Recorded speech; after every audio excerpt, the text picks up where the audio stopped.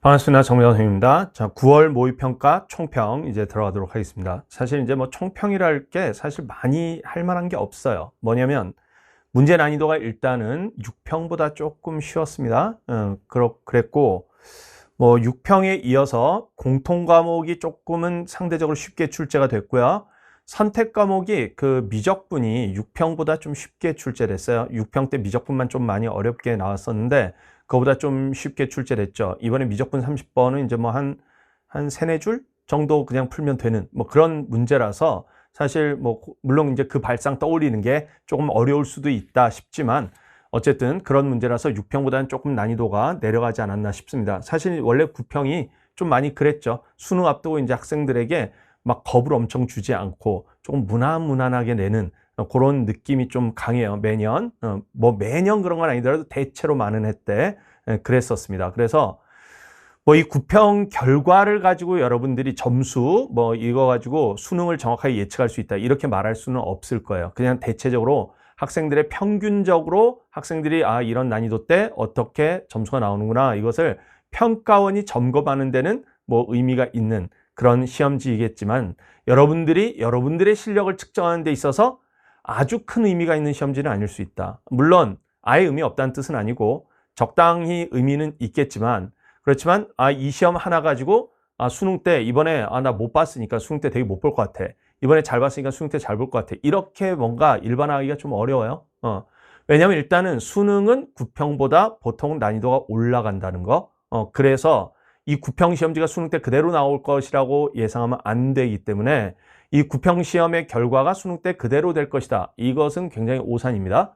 그래서 여러분들이 이 9평 시험지를 보고 이 9평에 나온 그냥 그대로의 난이도 이거에 맞춰서 준비를 하겠다. 이렇게 생각하시면 수능 때 뒤통수 맞을 가능성 있어요. 사실 재작년 수능 때 좀 그러지 않았습니까? 재작년 수능 때 9평 때 쉽게 딱 나와가지고 킬러 배제 정책 뭐 하면서 쉽게 나와서 수능 때 뭐 이렇게 막 쉽게 나올 것 같아 뭐 해가지고 그랬는데 갑자기 수능 때 난이도가 확 올라가가지고 많은 학생들이 당황했죠. 뭐 그런 거니까 이게 9평 난이도에 맞춰서 요 정도 난이도로 준비하겠다 이렇게 생각하시면 좀 안 될 수도 있어요. 요거보다는 조금 더 높은 난이도로 약간은 준비를 하셔야 되겠죠. 뭐 일단은 그렇고 근데 이게 뭐 나중에 수능 때 이게 완전 정말 불수능 수준으로 엄청 난이도가 높아질지 아닐지는 우리가 정확하게 알 수는 없습니다. 그렇지만 제가 6평 끝나고도 얘기를 했지만 확률적으로는 공통 과목이 다소 덜 어렵게 선택 과목에서 미적분 좀 다소 어렵게 이렇게 나올 가능성 뭐 기하나 확통을 알 수는 없어요. 자, 이렇게 나올 가능성이 좀 일단은 상대적으로 높다고 생각이 들어요. 그래서 공통 과목은 여기서 난이도 조금 더 올라가서 아마 준비를 하는 거 이게 좀 기본 베이스가 돼야 될 것 같고 미적분 선택자들 중에 좀 상위권 학생들은 미적분 고난도 문제를 여전히 좀 많이 하셔야 될 것 같아요. 수능은 이거보다 어렵게 나올 것 같거든요. 느낌상. 그러니까 그렇게 좀 해주셔야 될 것 같고 기하 확통 선택자들 뭐 난이도가 어떻게 될지는 모르겠으나 조금 쉽게 나온다면 기하 확통을 웬만하면 다 맞겠다. 이런 생각으로 좀 상위권 학생들은 그렇게 목표를 좀 가지시는 게 좋겠고요. 그 다음에 지금 그 상위권, 뭐 최상위권이 아니라 그냥 상위권, 중상위권, 중위권 요 정도 학생들 있지 않습니까? 이 학생들이 지금 여기 시험지를 보시면요. 공통 과목이 여기서 조금 난이도가 올라가는 수준으로 만약에 출제된다면 여러분들 약간 희망을 가져볼 법도 하잖아요. 제가 6평 끝나고도 아마 그런 얘기 비슷하게 했을 텐데 이 희망을 가지라는 게 이제 공부를 하지도 않고 희망 회로만 돌리고 그러라는 뜻이 아니죠. 그게 아니고 제가 이제 뭐 희망적인 생각을 좀 해보라는 얘기가 그걸 공부의 동기로 삼으라는 뜻입니다. 뭐 그런 거죠. 왜냐면 사람이 이렇게 좌절하고 이제 그 포기 상태 이렇게 있을 때는 공부를 안 하게 되거든요. 근데 지금 이렇게 공통 과목이 조금 그래도 15번, 21번, 22번 그 정도 제외하고는 다 무난한 문제였잖아요. 뭐 그런 문제라서 이게 그리고 그 세 문제조차도 그냥 또 할 만한 문제고요. 상위권 학생들은 그냥 충분히 할 만한 문제고 시중에 푸는 엔제나 모의고사들에 비해서 다 쉬운 문제들이잖아요. 그런 편이라서 이게 좀 그 자기가 성적이 아주 충분히 높지는 않은데 이게 좀 열심히 해보면 어쩌면 성적을 많이 올릴 수도 있겠다. 이런 정도의 어떤 기대감을 갖고 그걸 공부의 동력으로 삼는 건 좀 괜찮죠. 그래서 지금 남은 시기가 이렇게 수능 때까지 얼마 남지 않았지만 70여일 뭐 이렇게 지금 남았는데 그 남은 기간 동안에도 여러분들이 어떻게 하느냐에 따라서 수능 때 결과를 많이 바꿀 수도 있다. 이렇게 생각을 해볼 수 있어요. 제 생각엔 지금 여기 9평이나 6평이나 다 보시면요. 이제 정부에서 그 킬러 배제 정책이 뭐 어떻게 됐느냐, 막 이런 이제 얘기들이 학생들 사이에서도 많잖아요. 제가 이제 일전에도 한번 얘기를 했지만 킬러 배제 정책 그렇게 신경 쓰지 마라. 이 물 건너갔다. 이런 얘기를 했는데 이거는 이제 뭐냐면 난이도의 차원에서 얘기를 하는 것입니다. 난이도의 차원에서 미적분 같은 데서 고난도 문제 6평 때 나왔고 작년 수능 때도 나왔고 그랬기 때문에 이번 수능 때도 나올 가능성 배제할 수는 없어요. 그리고 평가원에서 어떤 방법을 하나 찾은 것 같아요. 느낌에 뭐냐, 공통 과목을 어렵게 안 내면 그리고 선택 과목 중에서 한 과목 정도 어렵게 내잖아요. 국민적 여론상 수능이 어렵게 나왔다는 평가를 받지 않아요.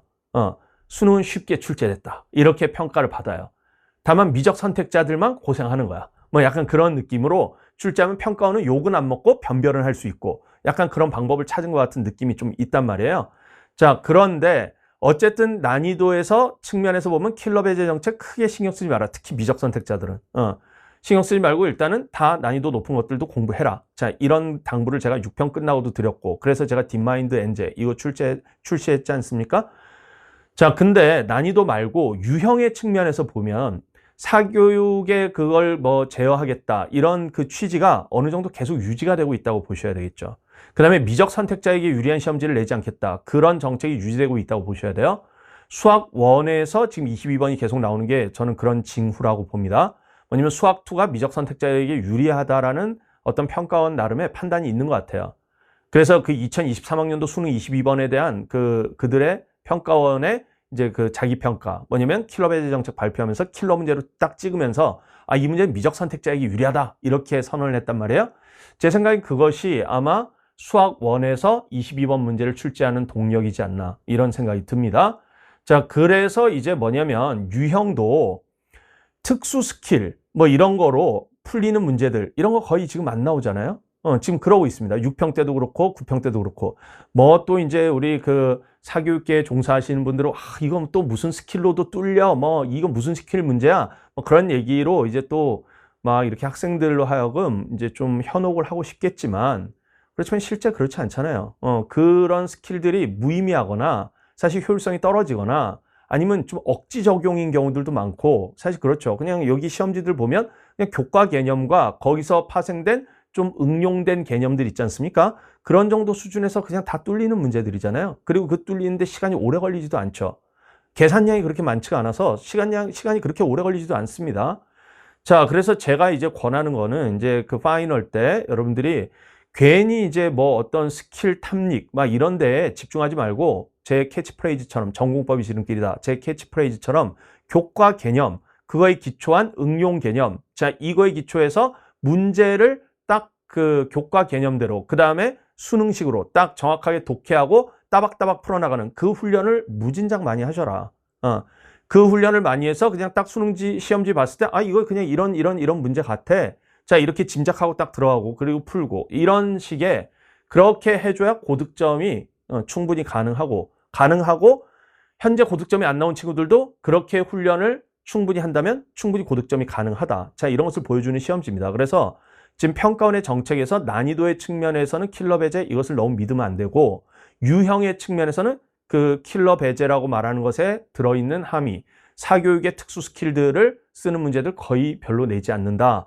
자, 이런 거 아예 안 나온다는 뜻은 아니지만 거의 내지 않고 별로 그거의 중요성이 크게 부각되지 않는다. 자, 이런 것들에 좀 주안점을 두신다면 여러분들이 딱 정석대로, 전공법대로 문제를 해석하고 그 푸는 연습. 제 해설 강의를 오늘 찍은 해설 강의를 딱 보시면 그냥 물 흐르듯이 그냥 쫙쫙쫙쫙 풀잖아요?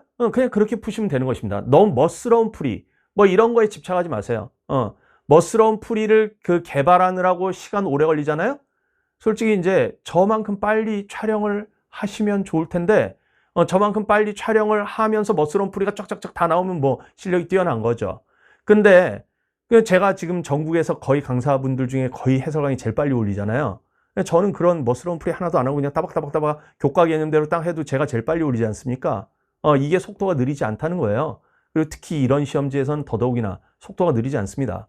그러니까 여러분들이 바로 이런 방법들, 이런 걸 믿고 그 방법대로, 전공법대로 열심히 공부하시면 수능 때 좋은 결과를 얻을 수 있는 시험지다. 자, 그래서 좀 그런 저의 메시지, 이거를 좀 잘 머릿속에 담으시고 해설 강의도 보세요. 제가 해설 강의 때 어떻게 설명하는지. 제 설명을 잘 들어보시면 제 수업 뭐 들으신 친구들, 안 들으신 친구들 다 보시면 제가 논리적으로 정말 촘촘하게 설명하고 있지 않습니까? 항상 매년 그래왔고 여러분들도 자기 스스로의 풀이에 대해서 자기 확신을 갖는 게 되게 중요해요. 그 스킬 탐닉하는 친구들의 그 문제점이 뭐냐면 자기 확신이 없는데 그 스킬에 이렇게 막 거기 자기도 좀 어떻게 발을 좀 담그고 싶어서 자기 확신도 없는데 막 이건가 저건가 이렇게 하다가 자기 확신이 없는 풀이에서 계속 맴돌아. 그냥 따박따박 해석해서 풀면 되는 것들을 그렇게 애매한 그런 그 관점, 애매한 논리를 가지고 맴도는 풀이. 이런 거에 너무 그런 게 되게 멋있어 보이고 막 그러잖아? 막 직관이 막 작용한 것처럼 보이고 그런 거 다 쓸데없다는 것입니다. 세게 얘기하면 별로 쓸데없어요. 지금 특히 이런 시험지에서는. 자, 그러니까 자기 확신을 갖는 풀이 이런 것을 좀 하셔라. 그래서 자기 스스로가 개념대로 논리적으로 딱 설명할 수 있는 자 그런 풀이를 반복적으로 훈련을 많이 하세요. 엔제, 모의고사 이런 것은 당연히 많이 푸셔야 되겠고요. 뭐 지금 사설, 모의고사나 엔제들이 여기 시험지보다는 좀 어렵긴 한데 대체로 그래도 그걸 준비하셔야 되겠죠. 왜냐면 수능 때 난이도 올라갈 테니까. 그렇게 해서 그냥 참고 인내하고 좀 하기 싫은 거 이런 것들도 좀 하시고 이렇게 해서 수능 때 좀 좋은 결과를 얻도록 하면 좋을 것 같습니다. 자, 어쨌든 구평 보느라고 고생 많았고요. 남은 기간 동안 건강들 잘 챙기시면서 또 열심히 공부하도록 합시다. 자, 그러면 수능날 좋은 얼굴로 만나도록 하겠습니다. 자, 이것으로 총평 마치도록 하겠습니다.